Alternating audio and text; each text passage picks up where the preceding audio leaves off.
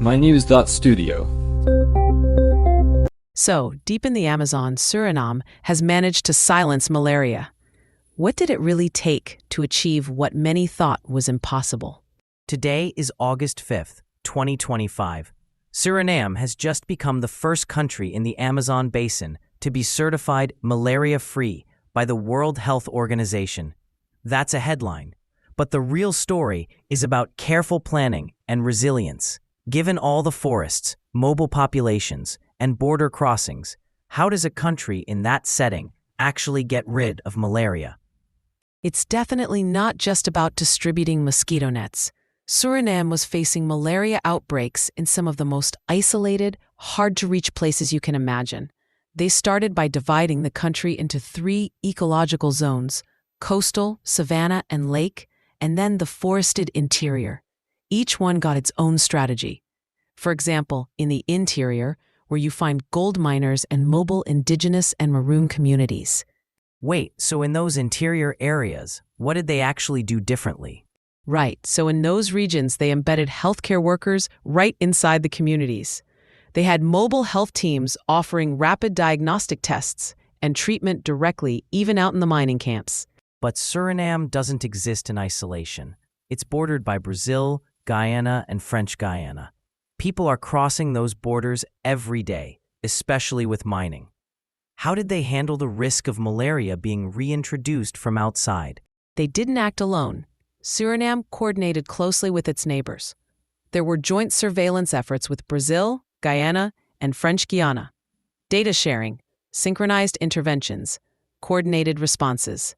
So, if a malaria case showed up near a border, all the countries would know about it and respond together. Exactly. This was part of the Elimination 2025 regional initiative. Without that kind of cross-border work, imported malaria cases could have undone all their progress. Community involvement seems crucial here too.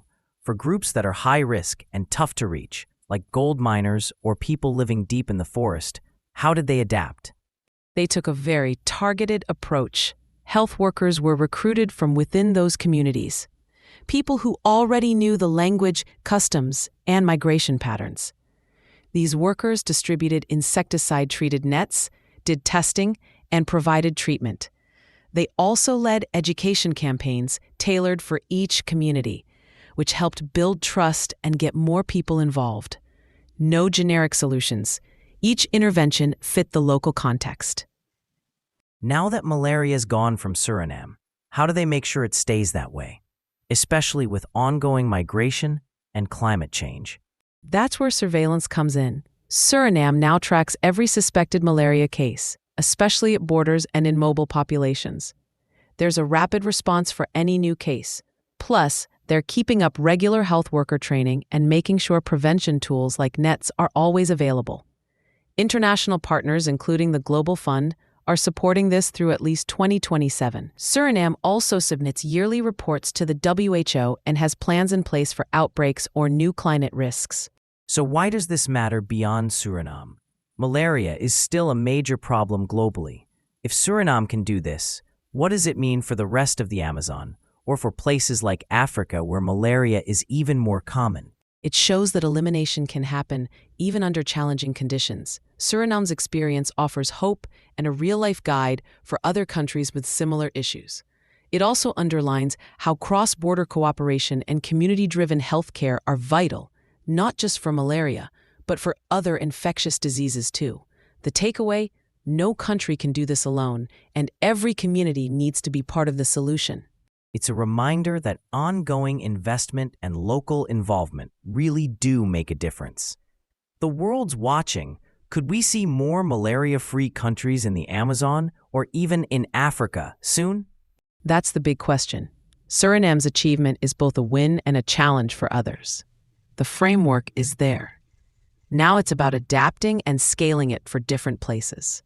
Suriname's story is proof that with the right strategy, cooperation, and persistence, even the most persistent diseases can be defeated.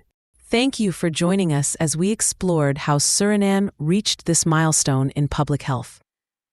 Stay with us for more stories that push the boundaries of what's possible. Thanks for listening. This episode was brought to you by mynews.studio. Try it now for free.